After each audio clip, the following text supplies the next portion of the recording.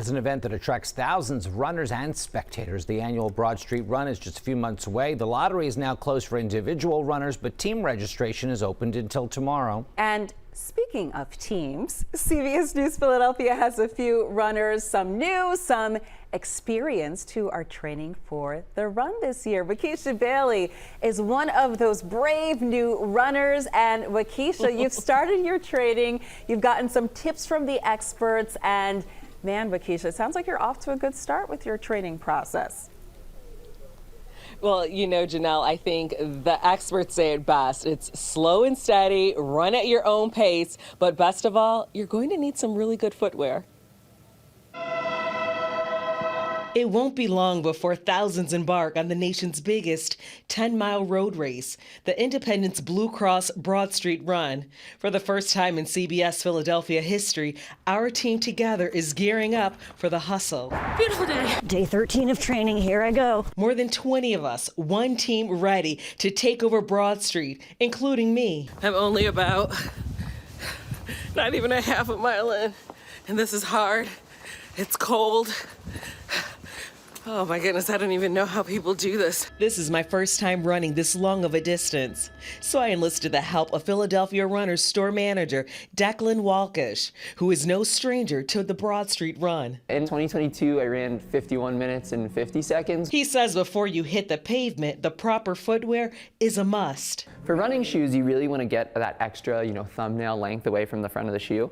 Basically, when you start running, your foot is going to swell up to about a half size larger. Inside the specialty store, all customers receive a foot assessment, so they are properly fitted. We take a look at the way people walk or run and try to fit them with footwear that's going to match their sort of gait. And on the CBS running team, we have several people who are running for the first time. I'm terrified. I'm not a runner, but we're going to try. We're going to cross the finish line. A little nervous, and I won't be able to keep up with everyone, but I put my mind to it, and it's one of my bucket list goals. I'm doing a little walk jog now and strength training and some cross training to try to get myself ready to go. But Walkish says first-time runners should be confident they can do it. Start training, the sooner the better. That'll make you more prepared for race day. The CBS team has some veteran runners as well. Meteorologists Kate Byler and Grant Gilmore are also looking to run and bring along some of the youngest members of their families.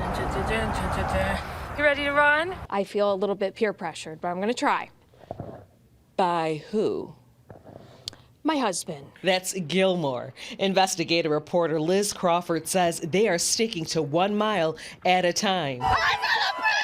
Similar to producer Becca King, who ran Broad Street last year. I'll start at 3, and then the long run on Saturdays is when you get more and more, up to 9. So whether you are a beginner or competing for your best time like Walkish, he says just have fun and take in the city views. I think Philadelphia is such a beautiful city.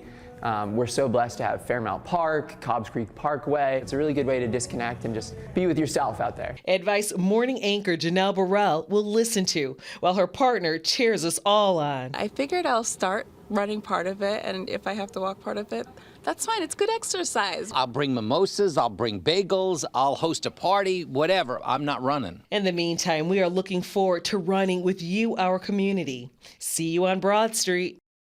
Well, I think one of the hardest parts about working this morning shift, it is truly the training. So I'm going to see who's all running from the morning team in the newsroom. We got Danny Dolan right here, who's one of our writers. And, Danny, you already look like you're in shape. How's training coming along? It's good. It's up and down. Sometimes it's good and sometimes it's hard. So what's the furthest you've run so far? I got to 6 miles. Oh, wow. So I'm trying to take it easy this week and kind of do a little yoga.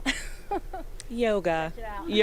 She's one of those people, you guys, this morning. But there are others running as well. Who's all running? Wait a minute. Ross, you running?